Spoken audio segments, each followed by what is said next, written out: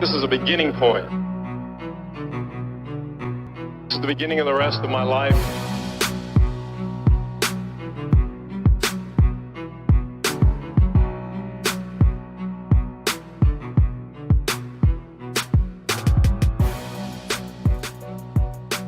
I got the meaning, and I got to write it down, because I don't want to forget it. Just win, baby.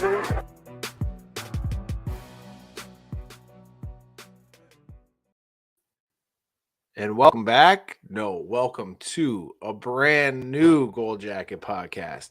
Today is a very special day, as this is the first of what will hopefully be many episodes with our new partners, the Undroppables. We're proudly sponsored by Underdog Fantasy.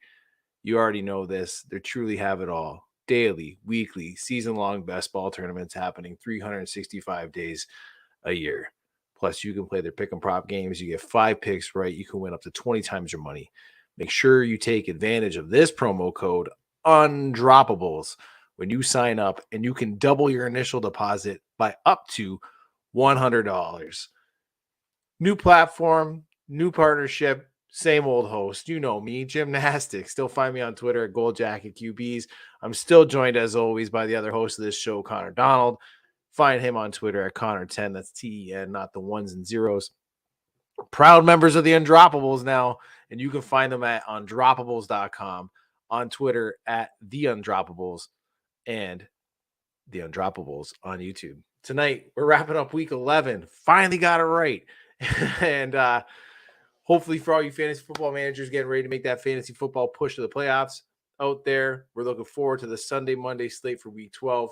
You guys are watching. You guys watched a hell of a game with Buffalo today at 12:30.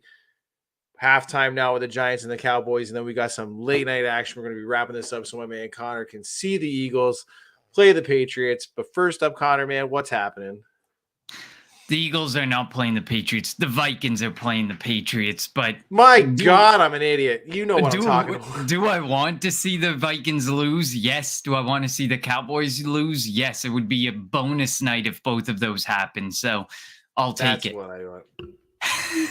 Such an idiot. But this is exciting, man. It's fun. The new platform, the new home for the Gold Jacket podcast. We're super excited to get things started. But nothing's changing. We're the same old Gymnastic, Connor Donald, and the Gold Jacket podcast. We're going to talk about the stories that matter to us and to fantasy managers. We're going to talk about players to buy, players to sell, and we're going to drop into the golden fool's gold, of course. So let's get it started. We're a little bit behind. We missed last week, obviously, with our hiatus, but that's okay. Enough people talked ad nauseum about the impact of Cooper Kupp's injury and all these other injuries that we missed out on talking about. So we'll kick it off with Darrell Henderson being waived by the LA Rams and claimed by the Jacksonville Jaguars. Jim, what do you think is the impact in the backfield of the Rams? And what do you think is the impact in the backfield of Jacksonville? Impact of the Rams to me seem like they kind of like me in many fantasy leagues this year. Once I got hit by that injury bug, just packed it in and went for the better draft pick going into 2023. That RB class is looking juicy. Let's be honest with what the Rams got. They have a very unique approach to what they do in the preseason with injuries. Prior to this season, they were a very healthy team. Okay, Cooper Kupp gets injured. He's an elite wide receiver. You have Gerald Everett, who looks fantastic. Tyler Higbee. Yeah, Tyler Higbee. My God, I am fucking wrecked. Long day, Connor. Long day. That's what you even heard of it in my voice. I'm like, Gerald, no, you don't have Gerald Everett. You have Allen Robinson, who finally actually ended up scoring a touchdown. But what do you got at quarterback? Are you believing in Matt Stafford long term for next year? I'm not now. I find it very interesting that where are we getting Bryson Perkins this week? Bryson Perkins, right? John Wolford's out. This is going to be interesting. I'm going to be interested to see what they do. Are they going to now attack a running back in the 23 class? Are they going to go quarterback in the 23 class? Are they going to hit it with with the free agency. This is really interesting now because I think they finally I just think they've given up this year. To me, it looks like they've totally just thrown it in, like I said, like I do in fantasy once I've hit the injury bug. But it's real life. It's really weird. The NFL is like really weird this year. It looks very fantasy footballish, right? Like it's I don't know. It's weird. I'm staying away from them though. Every piece that's possible right now. Like who are you trusting in that offense right now? I think the only person I would trust is probably Tyler Higbee. I wouldn't even do that. But I don't think I would. Yeah, like I just don't think I would be able to trust. Do you trust Perkins? Anybody? We don't know. That's the thing. We don't know what we're going to get. That's why you can't trust Higbee, in my opinion. You just hope you can trust. I don't know, the dump off option, the short yardage option. I think what's worse is like Cam Akers. The worst part about this is I don't think Cam Akers is taking over. Like, I don't think this is Cam Akers' backfield. He's clearly shown, Sean McVay's shown a willingness to split the load either way. Who's right behind him now? Kyren Williams is there, and Kyren Williams has been getting equal touches to Cam Akers. You need another guy. You need 3 guys in your backfield. You definitely do. I'm sure they're going to be. And another thing that makes matters worse, they just signed Matt Stafford to another extension, and now they're stuck. Stafford is in a fresh new contract this year. His out doesn't come until 2025, 2026 off season. How much is the dead They're money? Stuck for 4 years. Dead money next year, $49 million. Dead money in 2024, 36. Dead money in 2025, $24 million. Yeah, like you have to hope that, maybe the NFL starts to read this quarterback class and they don't like it as much, although I definitely think already that they're liking it a lot more than last year's class. Bryce Young, Stroud, Will Levis. There's already a lot of talk about that. That's 3 first round likely quarterbacks, already way better than last year. You usually hit 3 to 5, right? Like except last year was like the major exception. That's what I mean. Like last year was the Rams, but you should see about 3 to 5 go. Usually, I think the Rams. I think ultimately the Rams are probably hoping that after those 3 things fall off and that they get an opportunity to move Stafford and that the market gets aggressive for quarterbacks like it did last season. But I don't know if you can trust Stafford. I think he needs. I think this elbow bothered him so much worse than what we knew or than what he's given on, and it has impacted everybody but Cooper Kupp essentially. For fantasy I think purposes, they're going to go with him one more year and see if it's a fluke. And I think this is going to end up signaling a phase of like we're going to go with the running back, right? Like I think they're going to try to hit a running back because if you look at all their pieces, what are they really missing? They have a good wide receiver 1, a wide receiver 2 on paper, a tight end. You have essentially a decent quarterback. You have a quarterback that supposedly should take you to. He was supposedly a team away from a Super Bowl when he was in Detroit, and the Rams were supposed to give him that team. And they gave him it. Yeah, they gave it for a year. Yes, they gave it him for a year. So I want to know. Really, I mean, I know they believe in him, but like, I think they'll hold on to him at least one more year. But that's the problem. If they hold on to him for a year, and he is on a decline, then you're hooked on him for another 3. Yeah, because then if say he goes on the decline next year, or he remains on the decline next year, then you are trying to move $36 million of dead money, or you're eating $36 million of dead money. And his contract in the later years, 2024 is a $31 million base. And in 2025, it's a $27 million base. And then you get your potential out. But then in 2026, it's $26 million. Like this is not a contract that's going to easily be moved either way, especially when next year he's in his age 35 season. And if you follow the decline and then you try and move him, then you're trying to move a 36-year-old quarterback. And it's rather unfortunate. He was. Well, then you're calling on Indy's door, right? Then you're knocking on Indy's door saying you want a quarterback. I think you're a quarterback away. Would you like to look at Matthew Stafford? We got a golden deal for you. We got like the next Matt Ryan for you. What about Jacksonville though? I mean, we saw That pretty I'm not much- really impressed with. Like that. Yeah, Like, Travis Etienne pretty much chased James Robinson out of town, and then they went and they took Daryl Henderson because, well, JaMychal Hasty is not doing much. Nobody behind Travis Etienne is doing very much. So they took the chance to jump on Daryl Henderson as well. Daryl Henderson to me is a very good backup. See, I think me personally, I think James Robinson is too qualified of a backup. Myself, apparently he's been relegated. I mean, that Jets team was absolutely horrendous, but like he got relegated, pushed aside by Travis Etienne. But he's shown he can be a viable starting running back in this league. Absolutely. Daryl Henderson to me was always the guy that like kind of like the Alexander Madison type. He could flash 2, 3, 4 games. He'll never ever hold it together a full season. He can cover an injury for you. Like he can cover exactly. And he's not even like a high-end handcuff. If you look at other handcuffs in the league, I'll take Madison before him. I would probably take most backups. Tony Pollard, I'd take most of those backups before I took Daryl Henderson. He's like a middle-of-the-pack handcuff who's good for you. You were generous at in 3 or 4 games. I think like maybe 2 games in a season. A whole season, he can give you 3 or 4. He might be able to. But what confused me about this is I feel like Daryl Henderson and Travis Etienne are very similar in what they bring to an offense. I would have thought they'd want more of a pound it back, like, a Donta Foreman type back, not a Daryl Henderson back. But instead they got Daryl Henderson. Like, I don't think it impacts Travis Etienne, but I think if you had Daryl Henderson, the value's just cratered, absolutely cratered. Oh, you're fucked. Listen, if ETN pushed out, like I said, James Robinson, he's not scared, in my opinion, of Daryl Henderson. But I want to talk about the next guy because I know I was never as big on him as a rookie as his draft value suggested. And now I believe you could probably get him a little cheaper because that's 2 seasons where I don't know. I don't think you got exactly what you wanted, which was the tight end one. You're not going to get until maybe season 3.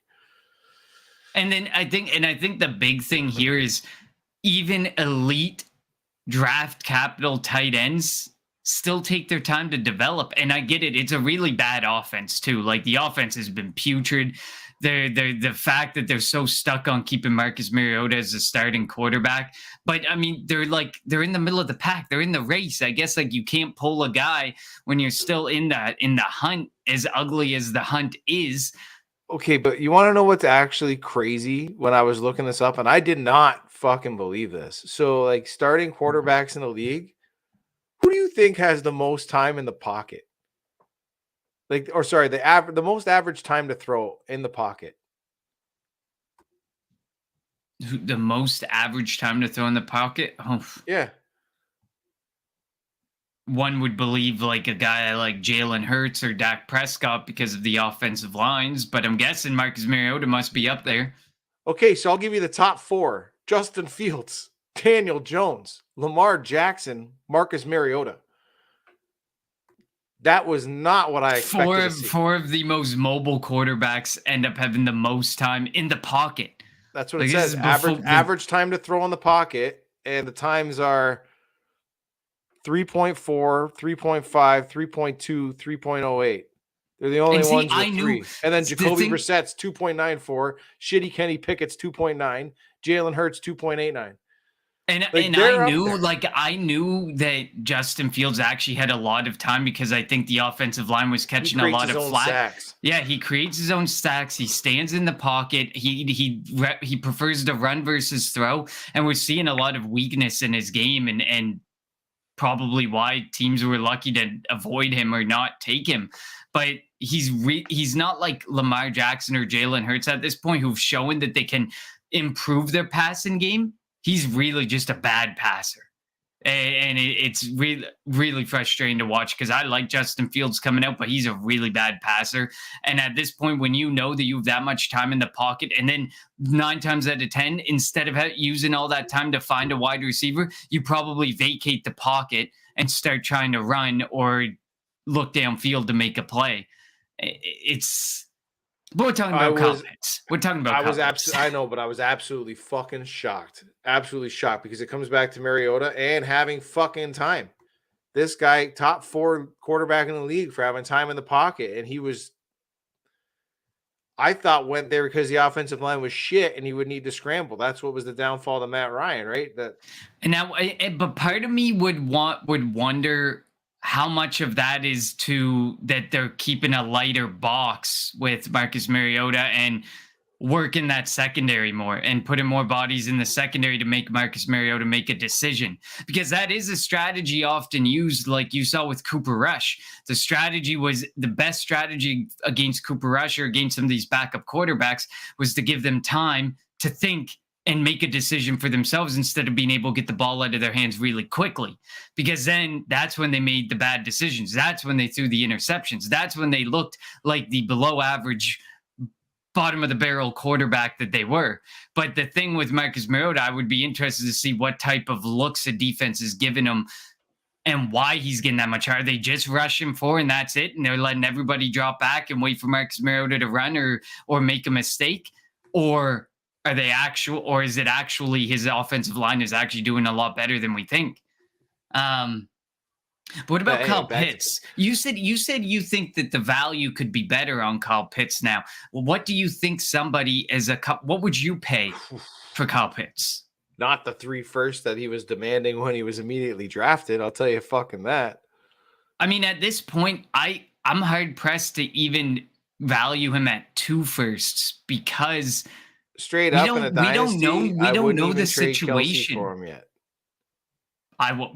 Travis Kelce proved a very good friend of the Gold Jacket podcast. Well, not, but a I'm saying not like a good in friend, dynasty, a favorite of the like, Gold Jacket podcast. Next year, I'm still not there because I was told that this was the demise of Kelce, that he was going to be exposed as being a fraud. Because I mean, he didn't do it with Alex Smith, I guess, but no Tyreek Hill, and he was going to be the focal point. I've seen him be the focal point with Alex Smith, and he was tight end 1. He's too old, I heard. It's Kyle Pitts' time. It's Darren Waller. It's Mark Andrews. Yeah, Mark Andrews is tight end 2, and there's a significant difference between where Kelce's sitting and where Mark Andrews is sitting. I still wouldn't do it, though. That's my point, because he's tied to the motherfucking best quarterback in the league. Now, Kyle Pitts clearly is not quarterback proof. Do I think he is a very good tight end and athletic specimen? Yes. Yes, I do. Do I think he's on a team that could possibly exploit him? I thought he was. Like Arthur Smith was supposed to be this guy. Like I thought. Look what he did. He got Jonnu Smith paid, and Jonnu Smith is practically disappeared. He got Delaney Walker as a tight end 1. He made him relevant in his age like 34 season. With Marcus Mariota. That was the problem that I had. You know what I mean? With Marcus Mariota. So, I mean, I don't know. And to there me, has to be bigger problems here. I'm not sold on Pitts. I don't want to pay the price for him. Most I'd pay for him, I would pay on draft day, 106. That's it. Like look in the offseason at what it's going to be when startup drafts start again, and you're looking at dynasty ADP. I think the debate will come down. It's going to be, tight ends. It's going to be. I don't care. You got to take them all. It's going to be Kyle Pitts or it's going to be Mark Andrews as a tight end 1, I think. And it's crazy to think because clearly Travis Kelce has shown him and Mahomes have that connection. I think there's still a couple more years beyond this year for Travis Kelce. And George Kittle, they've shown in that offense that there's a lot of cannibalizing going on, except for Brandon Ayuk seems to stand out over the rest of them. That's more so because I think Ayuk can work better downfield than these other guys. A lot of these, like Samuel, Christian McCaffrey, George Kittle, they all live and die on yards after the catch, get the ball in their hands, run after the catch, and you can only do so much of that with some of in this offense. There's only so many balls to go around. So someone who can open up the field downfield like Brandon Ayuk can with his awesome route running is major. But we talked about it in a group chat how underrated Brandon Ayuk is. He is a wide receiver 16 right now, and I don't think I see people talk about him enough. There is not enough respect Bingo. for his ascension and Deebo Samuel's. But we kind of, if the writing was on the wall, I found with Deebo, as soon as McCaffrey came into the picture, and as soon as he was seeing less touches in the backfield, it just made sense that as soon as he said he wanted less touches in the backfield, there was going to be a decline and he wasn't going to be able to repeat as a wide receiver 1. And I think we talked about it in our NFC South show when we said if Deebo Samuel actually is demanding that he not see as many touches in the backfield, that was about what, like 40% of his fantasy value last season was rushing touchdowns. Like if you take away, if you take away 50 or 60% of that, you don't have a wide receiver 1 anymore. You have a low end wide receiver 2. But I mean, I'm just saying on the Brandon Ayuk front, he is an extremely underrated and underappreciated borderline wide receiver 1. Borderline wide receiver 1. Kyle Pitts, I agree with you, though. I'm a little skeptical. I wouldn't pay the price. He's still going to be drafted as a tight end 1. You're still going to draft him over quarterbacks. Drafts, what would you pay in a rookie draft? Rookie drafts happen right now, right? Bijan's on there, CJ Stroud. Everybody's going to go 101. What is the best pick with everybody still available on the board that you'd be willing to give up for Kyle Pitts? I would back end 108 through 112, and so you're even lower than me. I'd probably chuck in a second. Like, see where you would do just the 1. I would probably do like a second, or I'd do a throw in of some sort to make the deal happen. But like, okay, I could be. You know what? Fine, I do 106 through 112 probably, but that also depends what the board looks like. And look at this running back class. This running back class is deep enough that them alone are like 6, 7, 8 deep. And then you have the quarterbacks. You throw in the quarterbacks, you're talking for sure 3 quarterbacks that are going to likely go in first round super flex. And we haven't even gotten into the wide receivers at that point, and we're already 10, 11 guys deep in our mock draft. Yeah, second rounds are good. Exactly. So the second rounder could really be good. It just depends what your faith is in Kyle Pitts. And I'm in some leagues where some guys have tried to sell me on Kyle Pitts. They didn't have first rounders, so they tried to sell me on Kyle Pitts as well. He's a 2 or 3 times first value. No.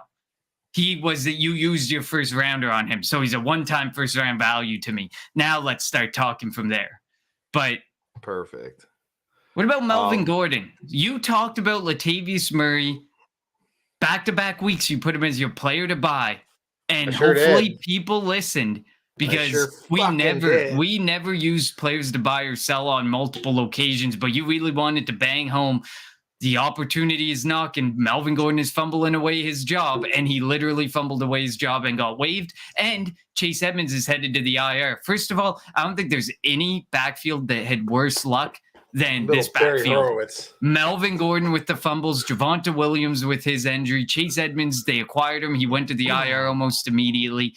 But now it's like, it's what Lat Murray and who's there? Is Mike Boone still there? Like, it's literally Lat Murray's backfield to lose, and he's been fairly efficient in it. Yeah, man. You know what I mean? I was saying it. There was rumblings that I didn't think he was going to get fucking waived, but like there was rumblings that he was going to get significantly benched for Laddie Murray, and that was Melvin Gordon. I like Melvin Gordon personally. I still think he's a pretty all right dude.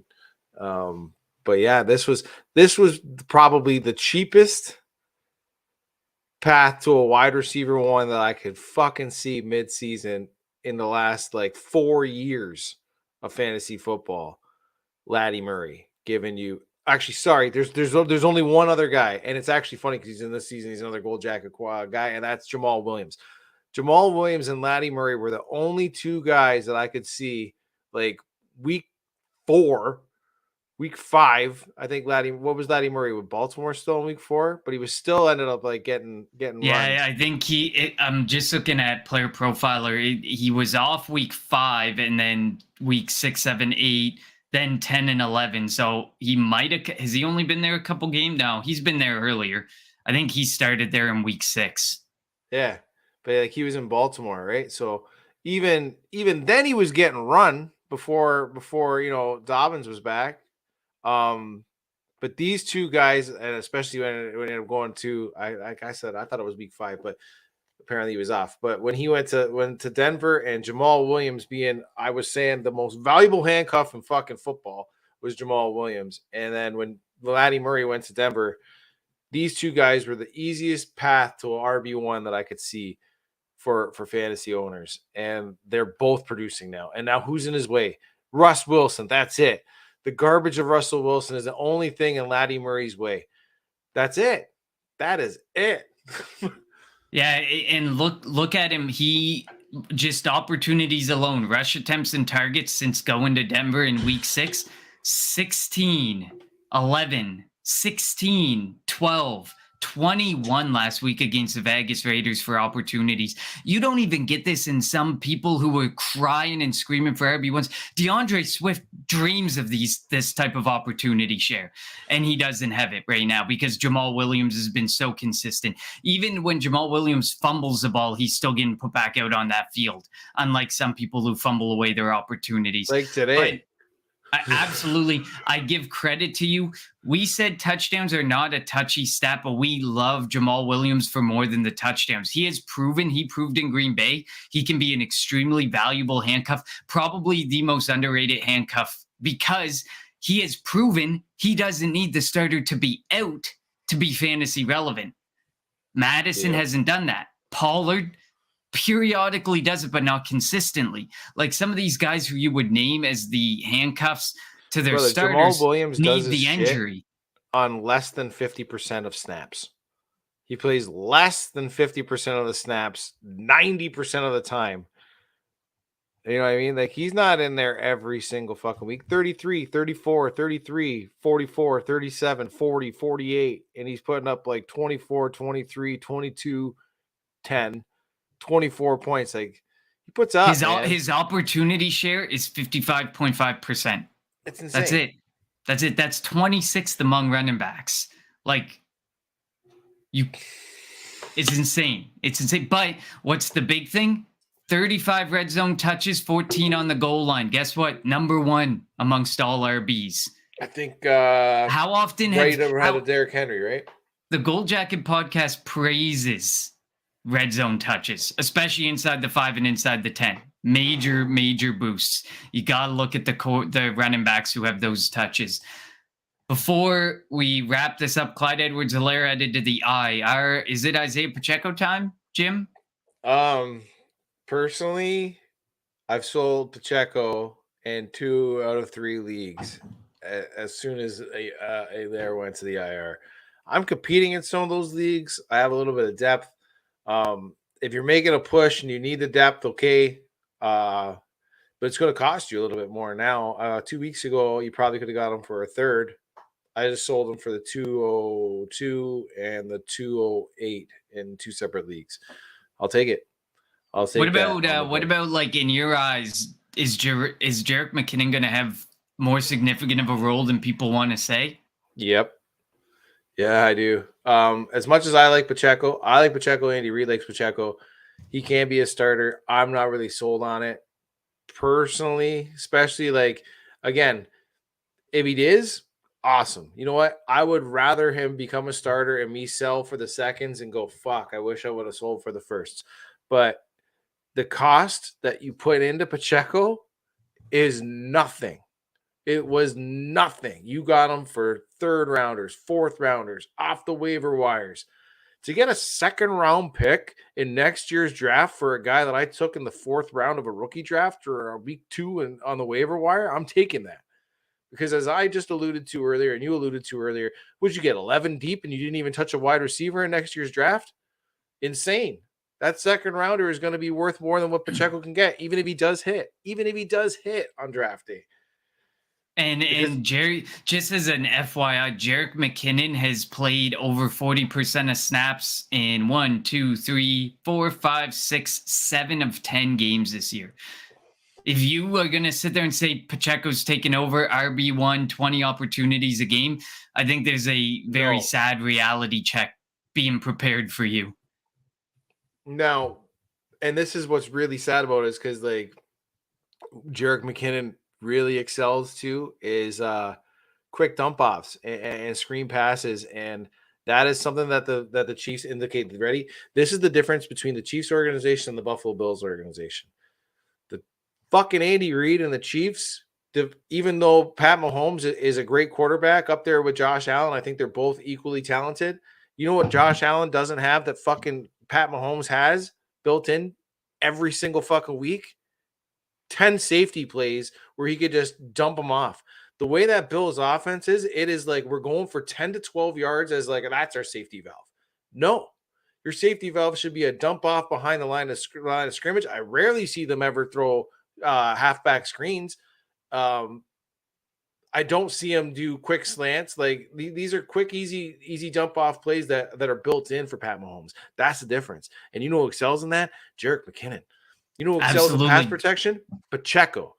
That's why he's getting run. That's why he's getting on the field is pass protection. But when they need that safety valve, and I'm sorry, they need it. And they run like 10 to 12 safety valve plays a game minimum. Those are McKinnon plays. Jerick McKinnon, 7.7 opportunities per game. He ranks 15th among running backs in targets with 34. Pacheco is getting very, very limited, if not none, of targets. No, he's between the tackles, and he gets skinny between the tackles. Though he's like what 215, I think, 215. Oh, yeah. Yeah, he can get skinny. Size. He can get real skinny. That's his thing. He gets lost in the pack for a guy that's like 5'10", 5'11", 215. Like he's built pretty good. He's got a good burst. His vision could be a little bit better, but that's a dude. I'm telling you that first off, like you say, McKinnon's going to have a bigger role. Next off, what's going to happen when a guy like James Robinson, who did it 2 years in a row, still gets drafted out of a job with Travis Etienne? And this class is good. This class is way deeper than that Travis Etienne class. You don't think that if they have a shot that they might take another shot? I mean, what else are they really working on? They're a team that defense. No matter what, like, yeah, you can look at defense, but they're a team that has perennially avoided defense. They're just adding offensive weapons because look at Kadarius Toney. Like they're always adding offensive weapons because if you're backed against the wall, Patty Mahomes, and you say, Patrick, we need 50 points tonight, he'll put up 52. That's Patrick Mahomes. That's the mentality on the offense. They don't care if the other team scores 40 points. They will go out and score 41. That is the mentality that they play by, and that's why they're open to just taking weapons. Who knows in the first round? They could sit there and say, hey, Bijan Robinson's there. Bingo. And I don't want to get ahead of myself, but this is why Isaiah Pacheco is my player to sell. Pacheco is my player to sell because you can get right now, at worst, I've just proven it in 2 leagues, second rounders. That second rounder, I guarantee you in April, if they fucking take a running back, you're not getting a second rounder for Pacheco. 100% not. Look at Clyde Edwards-Helaire. There's your proof of what happens if they take another running back and you get buried. Yep. Player to sell and player to buy. Yours? Quickly. My player to buy, I actually spoke about him earlier in the season, so I am duplicating this again. But it's Donovan Peoples-Jones. I think I used him last year. I used him to start this season. Now Deshaun Watson is about to come back, but it is so underrated what he has done this season. He was a player to buy last season, and now Watson's returning, and he's flying way under the radar. He has been a wide receiver 3 or better in 7 out of 10 games with Jacoby Brissett at quarterback, including he now has 5 straight 11-plus point games and a top 24 showing in the last 2 straight. He has had 50-plus yards in 8 of 10 weeks. I understand that I know some people who think he might be overrated, but there's no way you can tell me he's overrated at this point because his value is so cheap, and he is about to get a massive upgrade at the quarterback position. And if things don't work out this year, if, Deshaun Watson's a little rusty, things don't go so well right off the bat, I can guarantee you an offseason together, working together, building that rapport, Amari Cooper and Donovan Peoples-Jones are going to be and should be talked about a lot more. Look at what they're doing with Jacoby Brissett. and they are getting a massive, massive upgrade at the quarterback position. So that's why I got DPJ as my player to buy. What about you, Jim? You got player to buy there? You're muted. God damn it. Man, I suck today. Player to buy, if you really, really want to talk about it, my player to buy would probably be Kareem Hunt. I believe in this guy. Here's another guy that there are rumblings. Hey, there you are. There are rumblings that he could have been could have been dealt at the trade deadline. Obviously, he wasn't. There's rumblings that he could be let go in the offseason. He can definitely be a running back one. So the fact of the matter is, the player that I'm willing to buy in Dynasty because he's cheap as shit is still Kareem Hunt. He's going to give you a nice push if you're contending. And I'm telling you, even if you're not contending, like I said, the rumblings of him getting traded at the trade deadline, that didn't happen to a dude that's already shown he's been a running back one. Other rumblings are Cleveland could possibly let him go. We'll see what he ends up doing in the draft. Either way, there's not a situation that is going to suck for him. He's productive in Cleveland. He's been productive in Kansas City as a wide receiver one. He'll be productive if they put him on another team as the RB2 guy like he is in Cleveland. What the hell is happening? Yeah, you know what I mean? So, like, he's my player to buy. I guarantee you I could have probably paid less money for Kareem Hunt than I sold Pacheco for. 100%. Easy. I think like a lot of players in Cleveland are about to get major boosts, like about to get a major upgrade. And it's not like Watson can't sustain multiple players and multiple weapons like this. You don't really have to stress that. Especially with David Njoku out and stuff, I think like all these guys have a really good opportunity and they're going to step up in a big way. Player to sell, you already kind of alluded to yours. I got Tony Pollard for me. Pollard is an emerging running back who will be 26 next season and likely on a brand new team.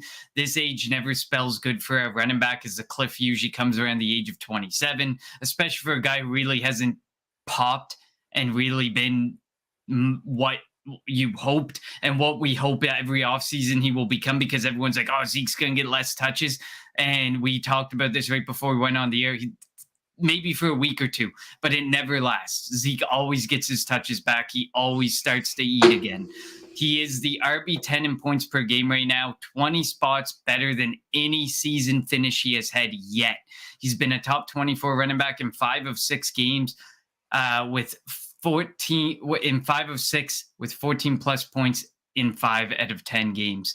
The future is uncertain in a heavy draft and free agent class at the running back position. Plain and simple, he has 22 top 24 showings in 55 games. And I would say probably more than half of those came when Zeke was not in the lineup. If you have Pollard and you have an opportunity to sell, I would be selling and reaping the reward that you can get while he's playing really well with Zeke Elliott there. Because who knows what is going to happen in the offseason with him? Who knows where he's going to end up? And if he ends up back behind Zeke, then you will be wishing you had sold him. I am so upset because I had him looking into it today. I was like, oh, like he wasn't my starting gold RB. That was Jamal Williams. But like I flipped and flopped. I thought he was the whole games this today have really thrown me off. I thought Detroit was going to dink and dunk and hit Brock Wright and Jamal Williams all day. Didn't think they were going to go to Amon-Ra. I thought the Bills were going to be able to blanket him. As soon as Von Miller went down, that kind of fucked me over. Now Dalton Schultz is going off in this goddamn Dallas game, really kicking my fucking ass because I was gonna put Schultz as my fucking tight end too. God damn it! I already told you who to sell. It was Isaiah Pacheco. You get second rounders for him. I better edit this one out, eh? All right, gold or fool's gold time. Let's start out at the quarterback position. Obviously, for those of you with the undroppable family who may not know what this is, we're not giving you sometimes some weeks Jim will just say fuck it and give you the chalk plays, but these are not the chalk plays. These are the guys. I'm going to give you a fool's gold guy who's someone you're going to sit there and you're going to say, I really can't sit him. I really shouldn't sit him. But there's a chance he can really bust and cost you a week. And we're giving you gold guys who you generally wouldn't think would land as QB1, RB1 or 2, wide receiver 1 or 2, or a tight end 1. But I went chalky with the quarterback. I know this one, and I went chalky with this one as well, because at this point, if you're not playing Geno Smith on a weekly basis, I don't know what else to tell you, but he is playing the Las Vegas Raiders this week. He's only one QB has scored less than 19 points against the Raiders. And of course, it's Russell Wilson. He even put up 28 in week 4. Smith is a QB9 on the year, and he's currently averaging 18.6 points per game. He's been a top 12 quarterback in 5 of 10 games, including 6 of 10 games. He has put up 19 plus points. And when I said only one quarterback has scored less than 19 points against the Raiders, I really meant only one quarterback has scored more. Oh, no, it is less. Sorry. My writing is all messed up. So the Vegas Raiders are definitely a matchup to take complete advantage of, especially if you're a Geno Smith manager. And of course, you should be riding him as your QB1, maybe your QB2, because you probably picked him up off the waiver wire and had your QB1 in place. But he's an easy play week in and week out at this point. Fool's gold for me, and I mean, I don't know of many managers who would be playing him on a weekly basis right now. It's Aaron Rodgers up against the Philadelphia Eagles on Sunday night. Rodgers has managed a top 12 showing 2 times this season, including surpassing 250 passing yards only 3 times. This is so unlike Aaron Rodgers. Almost like he doesn't have a quarterback or a wide receiver. Almost. You would think that they traded a number 1 wide receiver or something. Crazy. If you've suffered through playing him this week, it's an absolute avoid for me against the Eagles. They've allowed 1 quarterback to go over 20 points, and it was a 20.7. 5 of 10 games, a quarterback has landed over 15 points. Only 1 quarterback has been able to put 250 plus passing yards on them, and it was 250 right on the dot. I feel like it's going to be a rough night for Aaron Rodgers, and Philadelphia's run defense was better against Jonathan Taylor last week, but has been proven to be a little weaker. So there's a chance that Aaron Jones and A.J. Dillon could have okay nights. At least one of them will. And just heads up at this point, if you don't know, it's Aaron Jones. But yeah. What about you, Jim? What you got at the quarterback position for us?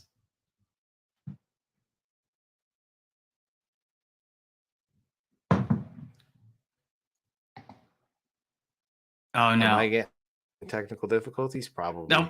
There we go. We're good. Fire away. I'm good. I could tell. So, to me, it's going to be Jalen Hurts. This one I kind of really struggled with. As you could tell, I messed up the primetime matches from tonight's primetime game and the Eagles primetime game. When I alluded to it earlier, he is going up against Aaron Rodgers, as you alluded to, that Packers defense.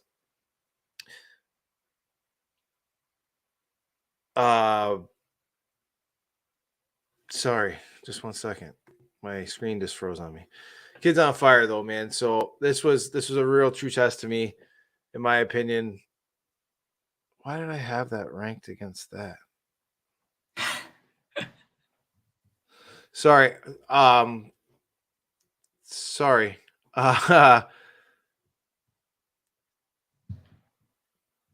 No, okay. Hurts can obviously be deadly with his legs. What I'm really curious to see here is if it's the beginning of the season, early season that we see with Jalen with the heavy rushing attempts, or the last few games, obviously barring the Indy game, where they've been the second lowest team in terms of times of possession, therefore affects the amount of plays you're going to be able to run.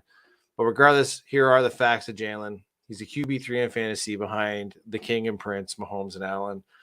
Jalen has so far in PPR scoring only fallen out of the top 6 fantasy quarterback weekly finishes twice. That's week 4 when he was the quarterback 15 and he threw an interception and only had 1 touchdown, and week 6 where he still finished quarterback 12. And even then, like I said, only 1 QB1 or non-QB1 finish. He's only had 2 fantasy weeks with one total touchdown. That was the week 4 QB 15 finish and the week 1 finish where he was still quarterback 4 with 24 points, which was insane to me. Keeps the ball safe, in my opinion. That was one of his biggest improvements. He only has 3 interceptions, tied for least in the league for a starting quarterback with Tua, but still has 2 games ahead of Tua. Has 2 games of but yeah, man. So like this kid's actually making the right decisions and having a lot of time actually. So he's having the time to kind of see a play happen, and he's still not making mistakes because, like I said, he's getting the 7th most time behind the line in the pockets. He can obviously scramble. He's deadly with his legs. Doesn't look to go busting out with his legs. What I like about Jalen is he's always looking to make the play. This is probably much like the leap that made with Josh Allen when he got Stephon Diggs. You're seeing a very similar leap kind of go forward now with Jalen and AJ, which is really, really nice to see, man. Philly fans, Connor, I'm sure you're very happy to hear this. I think your turnstile has finally ended with the quarterback position in Philadelphia. He's my gold. For my fool's gold, like I said, it was a very difficult decision for me. I thought about Jalen a little bit, but I ended up probably going with Aaron Rodgers, and that's because, well, let's be honest, he stinks. You drafted him probably as you either probably avoided the quarterback position for a little bit and took him as like your quarterback 1, or you took him into super flex as your quarterback 2. And either way, that means you're starting him week in and week out, or supposed to be starting him week in and week out. And he's not giving you anywhere near the type of production that you should have been going for. I personally am on the hook there with him. I'm actually in a league right now. My quarterback 1, Jalen Hurts. My quarterback 2, Aaron Rodgers. Really, really hurting for me. Really, really, really crushing me. So, Connor, you touched on pretty much everything there. I don't really want to go over there. You made some beautiful points. Yeah, currently his fantasy points per game, Aaron Rodgers, is quarterback 21. His worst season in fantasy points per game, where he had enough games, which I think it's 8 games to actually count. His worst season before this was 14th. And he is currently 21st and looking nowhere close to getting in near 14th. Running back. Gold for me is Jeff Wilson against Houston Texans. I think it was 2 weeks ago before we went on this hiatus and moving over to the Undroppables, I put Jeff Wilson and Raheem Mostert as fool's gold, and they both ended up, I think, that week being top 24 running backs. So clearly I have misgauged this backfield and the usage and the ability for both of these guys to perform. In 2 weeks with Miami, Jeff Wilson has seen his snap share grow from 44 to 61%. Carries grew from 9 to 17. He even saw a 4% increase in the amount of routes he's run. Ultimately, this has led to 12 and 22 total opportunities out of the backfield, and the RB 8 and 7 with 16.2 and 22.3 points. Houston is one of only 2 teams that's allowing 30 plus points against for fantasy running backs. They've allowed 5 100-yard rushers. Only the Broncos running backs, go figure, scored less than 13 points. All other lead running backs have eclipsed that mark, and 4 have even gone for 30 or more points.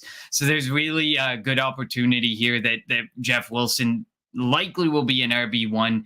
They're likely going to lean on the run game against Houston because everybody does. And that's why when I get to my wide receiver fool's gold, you may understand a bit why.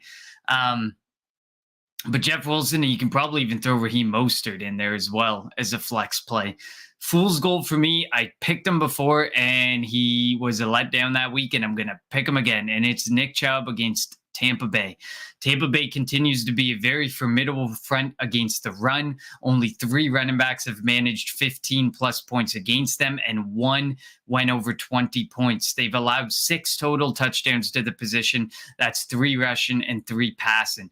Chubb is tough to sit. I get it. These decisions are always the ones that you're probably going to say, screw this guy, I'm going to play him anyways. But he's been an RB2 in 8 of 10 games. But his 2 games where he was an RB3, which obviously, that's still like flex worthy, was against top 10 teams against the run, the Pats and the Bills. Tampa Bay ranks 3rd best against fantasy running backs. Heed my warning now, but you probably can play a lot worse players. I just think I don't expect him to boom for you and give you an incredible week, but there's a higher odds that he busts and could cost you the week. Jim, what are you looking at the running back position?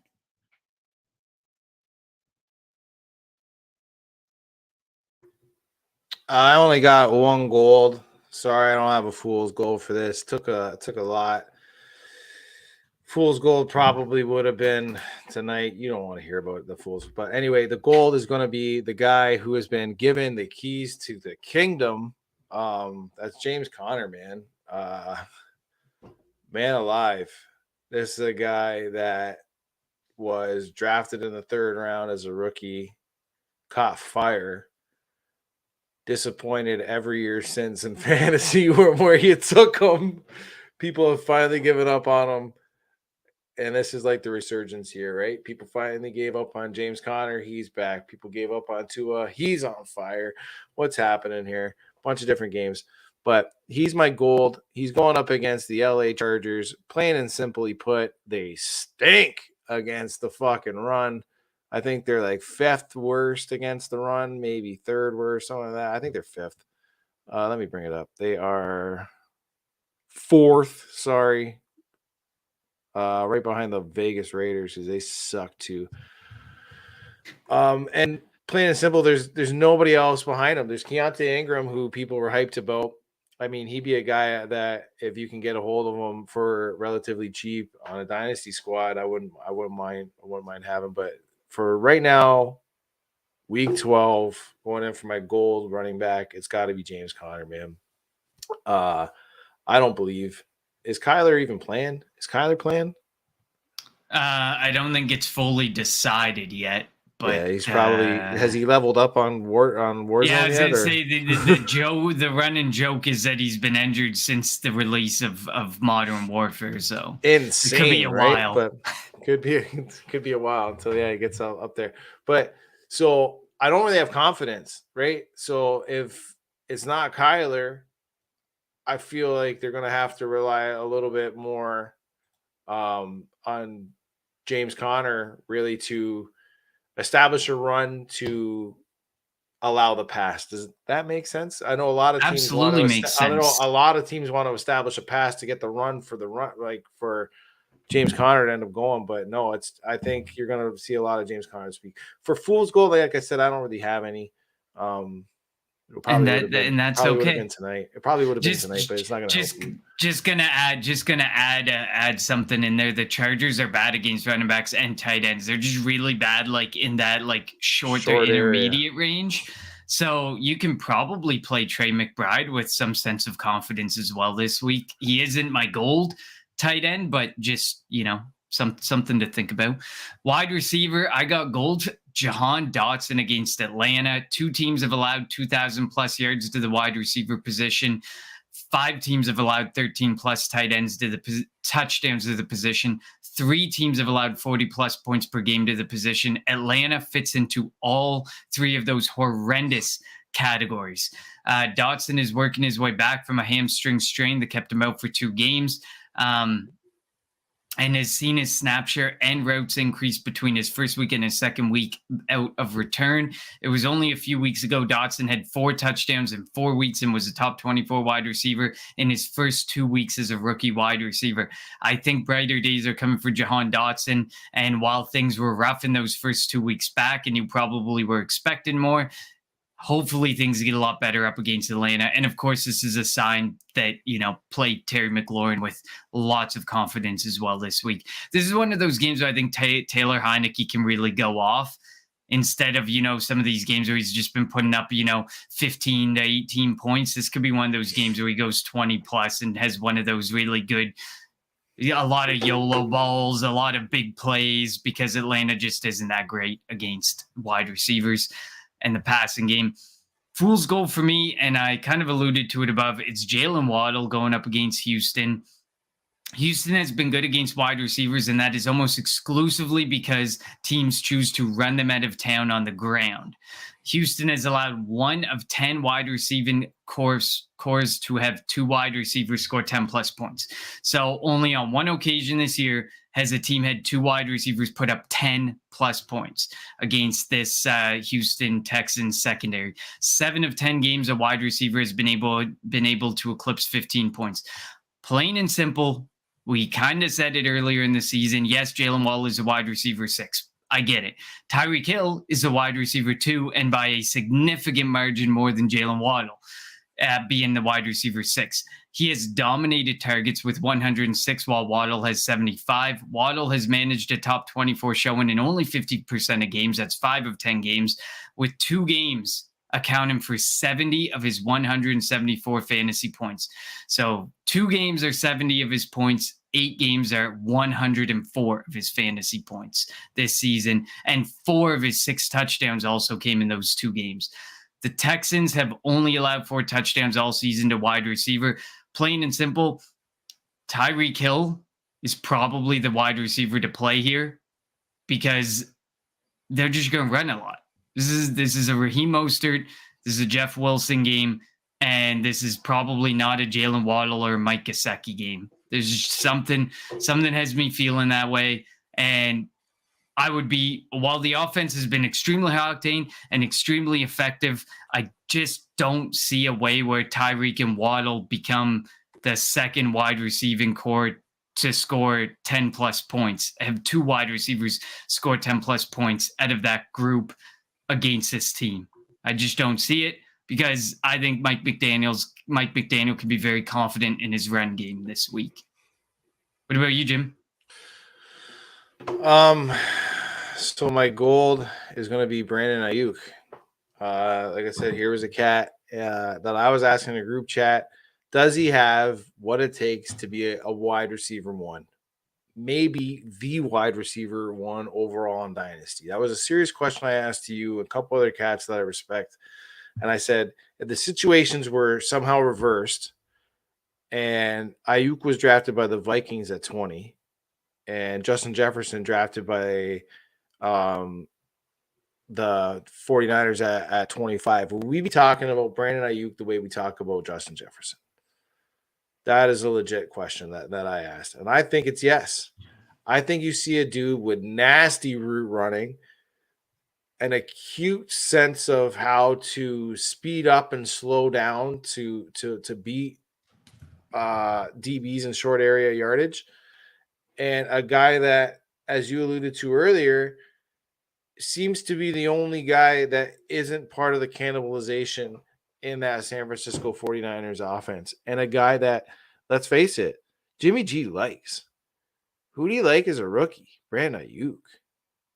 Who do you like really, besides the rushing touchdowns that Debo was, like everyone was saying, like that propelled Debo above Ayuk? When it was nasty third down situations and the ball was being thrown, it was being thrown to Ayuk more than Debo. He's a guy, and that's something that I preach a lot, is look at when these guys are getting thrown to, because not all throws are the same. Is he a trusted guy on third down or long, like needed yard situation? Or is he a guy where they're just throwing on first down? Doesn't matter. He doesn't catch it, whatever. We got 2 more downs to get it. Brandon Ayuk's a guy that is situationally looked on to be a core, I was going to say competitor, obviously, a core component to this team and produce for this team. And he does it when asked. He doesn't complain that he's not getting all the looks. But I'm telling you, man, this motherfucker this week, it's Brandon Ayuk. I just want to share some stats I was looking up. His target separation ranks 13th among wide receivers. His QB rating when targeted, number 5 among wide receivers. Fantasy points per route run among wide receivers, 19th. Fantasy points per target among wide receivers, 11th. Yeah, I saw that beast. that He's QBR extremely rating. effective. I saw that QBR rating tweeted out. I forgot who tweeted that out. I saw that somebody tweeted that out, and I was actually 129.5. Yeah, it's insane. It's insane. When targeted. My fool's gold wide receiver this week was my gold last week, who salvaged me with a touchdown and was still the wide receiver 49. That's Drake London. This guy runs a lot of snaps. Coming off games that are relatively pretty nice, right? 14, 8, pretty good flex games. With Kyle Pitts going out, I know a lot of guys are going to be tempted to play him against Washington. And I am telling you, even though Washington looks like a juicy matchup, I'm not taking it. He's gonna be my goal. Please, there's got to be other guys in there. Khalif Raymond today at the 12 o'clock game would have been a better option. All right, the tight end position. I got my gold is going to be Foster Moreau up against Seattle. Seattle is the second worst team against fantasy tight ends. They're allowing 18 points per game. I almost took up against who are the Cardinals playing? 1 minute here.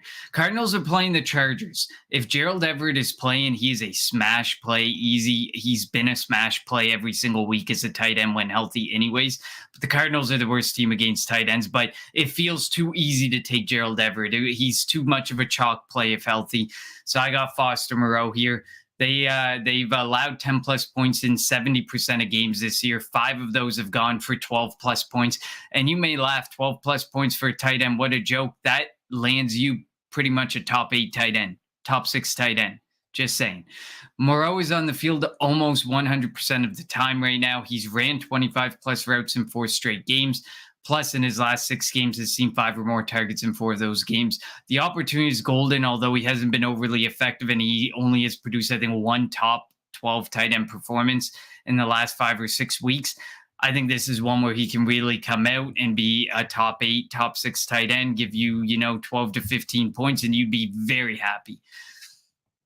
Fool's Gold, this is a guy I had as a buy back in the day, a little while ago. Juwan Johnson against San Francisco. I love Johnson. I want to say that right now. I had him. I think he was my buy in like week 1 or week 2. It was very early.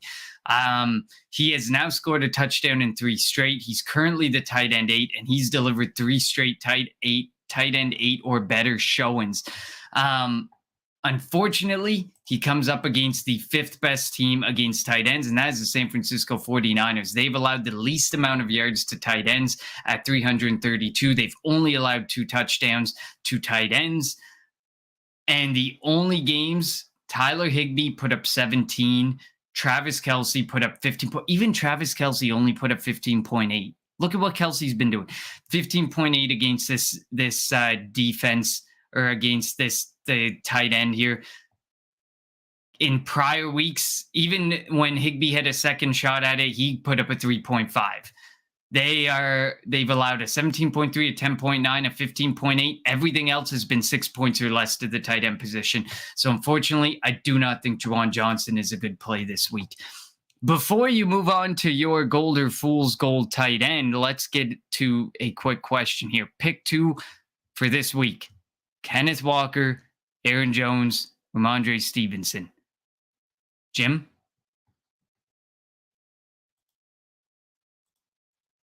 You're muted. You're muted. Come on now. I try to give you the benefit so you don't hear my mouth breathing while you go on your beautiful rants. But I have 26 tabs open. Not a reason why my internet is laggy at all. And I try to give you that benefit of the doubt. But anyway, so I'm just doing a little bit of research here. Obviously, for me, I want to hear what you have to say. I have a smash play here as Aaron Jones, and then it's kind of pick your poison between Kenneth Walker and Ramondre, me personally. And I'm leaning a little bit one way, but I'd like to hear what you have to say first. I know like a lot of people are upset about Kenneth Walker because he didn't have a really good week, but I believe he was up against a fairly strong run defense last week. So let me just go back to that. Seattle played. Seattle was on the bye last week. It was a week before. It was week 10 that Seattle played a Tampa Bay. So obviously my fool's gold is going up, but Nick Chubb is going up against Tampa Bay.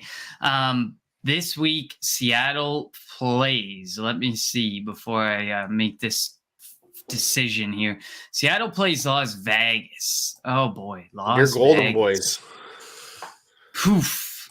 Well, the Vegas, the Raiders are fourth worst against running backs. They're giving up 27.5 points to the running back position. I think I would lean Kenneth Walker and Aaron Jones in this situation.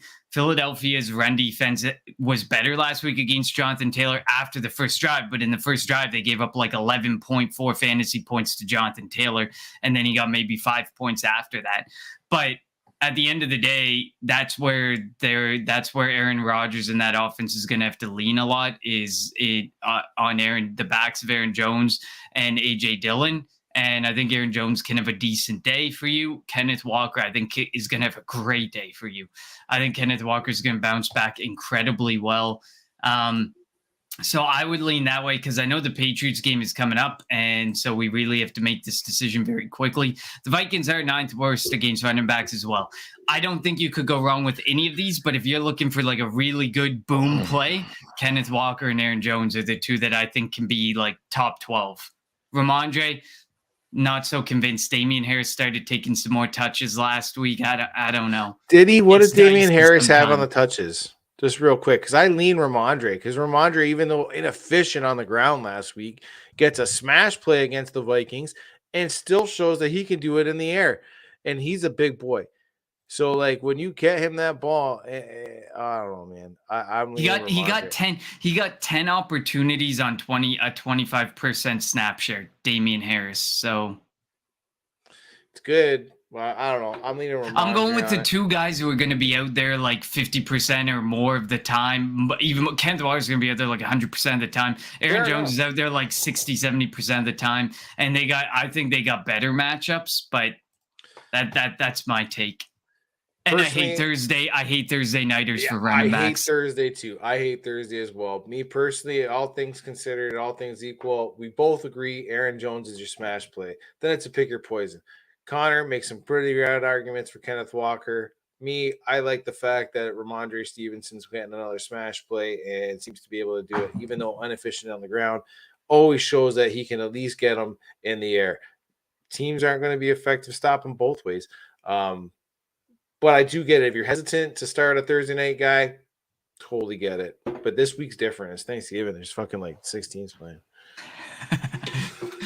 All right, you got any comments to make on the tight end position before we wrap this up? You know what, man? This has been going a little bit too long for my liking. I'll end up trimming it down. You don't want to hear my rants. Connor, again, fucking fantastic. You guys, you got to know when it comes to fool's gold, at least at the tight end position, because I think it's Kelsey, and then who really gives a shit? Because I was always of the belief of fuck it, just stream your tight end. Like they're all garbage anyway. Like you said, you alluded to it earlier in your rant. 12 points gets you what? A tight end what?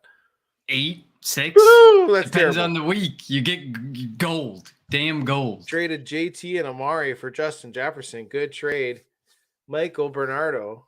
Can I ask you, is this dynasty or redraft? I would hope this is dynasty. If it's dynasty, I'm gonna smash. It's a smash, but I think you're gonna sit there and look at Amari week to week, and you're gonna look at JT week to week for at least a couple years and be like, "Why did I make that deal?" But then you'll really be pretty content with Justin Jefferson in the long haul. I think Justin Jefferson's gonna go as the wide receiver 1 in dynasty startups next year. I think you just got the wide receiver redraft. Oh, it's redraft. Oh wow. Oh wow. I don't know about that, my friend. Yeah, see, I don't think I would have I done think I'd rather that. have Amari and JT in redraft. The boom I bust, know, the boom like weeks of Amari. Amari is getting a massive upgrade at quarterback right when the fantasy playoffs start. Like, Yep.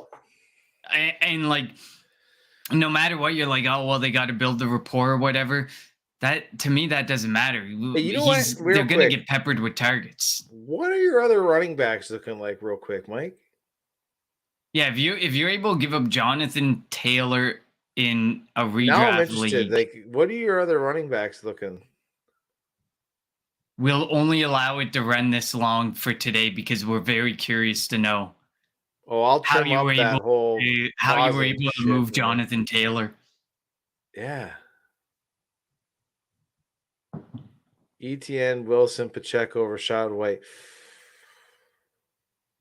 See, you know what sucks about that? JT, I would trust more on a week-to-week basis. I think you're going to go through some ebbs and flows, some ups and downs with the 4 It's a running decent backs you trade. have. I think I would have tried to have flipped ETN in that deal personally. Instead of ETN, JT. Yeah, ETN is the one I think I would have went with. Hell, I probably would have gave you ETN and Pacheco with his value going up and Amari to get Jefferson. If you've Jonathan Taylor and you've Justin Jefferson down the stretch, I think you'd be like with Jeff Wilson, primed to you're win. laughing, I think. Yeah, I think you'd be primed to win. And Rashad White's your throw-in flex play here and there. Like you'd be laughing. You'd be laughing. But I'll be honest with you, I don't think it's that bad of a deal. I hope you're pushing strong, and JJ is the gritty that gets you to the nitty. All right, ladies and gentlemen, usually we try to keep the show to less than an hour, so we apologize for this first show. We were just too hyped. We had to talk. We haven't talked in like 2 weeks. We had to talk. We had to talk about a lot of things. Let's just face it. But thank you for listening and supporting us. Make sure you rate, review, like, subscribe wherever you're listening or watching. Make sure you are smashing the Undroppables Network anywhere that you are. Thank you, Michael, for dropping the sub. Tune in. We do not do Thursdays. We do Tuesday nights. Make sure you tune in Tuesday nights with us, Michael. We would love to answer more of your questions. Follow Jim at Gold Jacket QBs. Follow myself at Connor10. That's TEN, not the number 10. Make sure you check out the whole Undroppables crew. At some point here, I will know it off by heart where you can find them. Undroppables.com. At the Undroppables on Twitter, and the Undroppables, I believe, is what they call themselves on YouTube as well.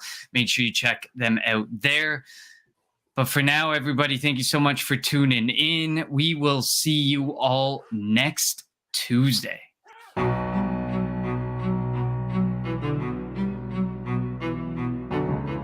This is a beginning point. This is the beginning of the rest of my life.